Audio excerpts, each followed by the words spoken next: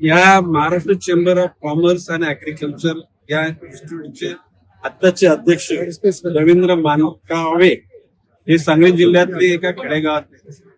त्यांनी ही जबाबदारी स्वीकारल्यानंतर त्यांच्या मनात आलं की प्रत्येक गावामध्ये एक उद्योग झाला पाहिजे. आणि ती त्यांनी छंद बाळगलेला आहे आणि मला विश्वास आहे त्याला त्याच्यात यश मिळेल. एकूणच आज वालचंद हिराचंद यांनी स्थापन केलेली संस्था, पुढे किर्लोस्कर, गरवारे या सर्व लोकांच्या पदस्पर्शाने ही पारसर जो परिसर आहे एक द्विगुणित झालेला आणि आज ती जबाबदारी मानगाव यांच्याकडे आलेली आहे. एकूणच ज्या भावनेतून व्यापार उद्योग वाढावा, आता समुद्रा पलीकडे आपले याच्यामध्ये त्यांनी महाराष्ट्र म्हणजे मराठी आहे त्यांचं, पण मराठी लोकांमध्ये आता नॉन महाराष्ट्र आले तरी कधी त्यांनी नाकारण्यात जो महाराष्ट्राविषयी अभिमान बाळगतो तो मराठी, बरोबर आहे. आणि अशा सर्व लोकांना सामावून घेऊन काम करतात.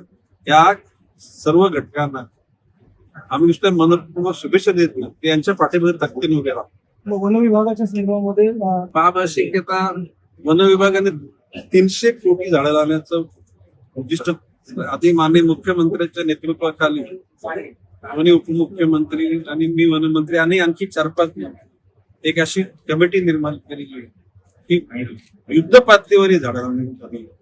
आता एकूण महाराष्ट्राचा विकास हा गतीनं भारतामध्ये 2 जिल्हे अतिशय समृद्ध जिल्हे होणार आहेत. त्यामध्ये गडचिरोली हा माननीय मुख्यमंत्री तिथे पालकमंत्री हा स्टील हब म्हणून देशाचा सेंट्रल डिस्ट्रिक्ट होणार आहे.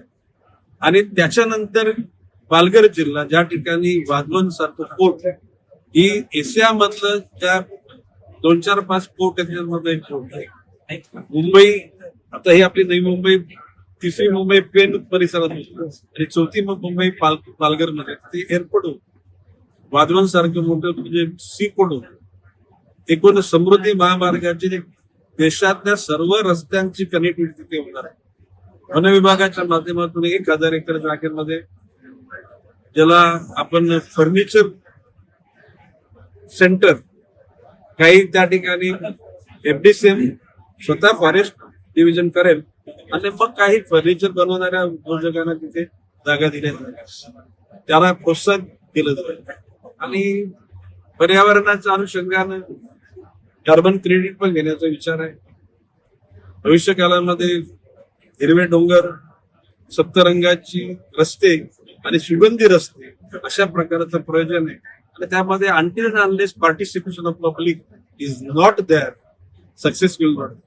आणि म्हणून जनसामान्याचा सहभाग त्याच्यात यशस्वी होण्यासाठी ठरवलेले देश मिळेल. महाराष्ट्राचं माननीय नरेंद्र मोदींच्या विचारावर, अमित शहाच्या एकूण प्रॅक्टिकल असलेल्या समाज जीवनाच्या थेरीवर आणि तिथल्या अगणित कार्यकर्त्यांच्या जीवावर हे गिलावलेलं आहे.